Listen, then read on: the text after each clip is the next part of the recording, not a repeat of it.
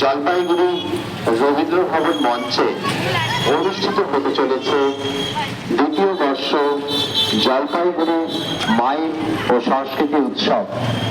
পরিচালনায় Jalpaiguri Ujjivan mime theatre, সহযোগিতায় Haldibari collage.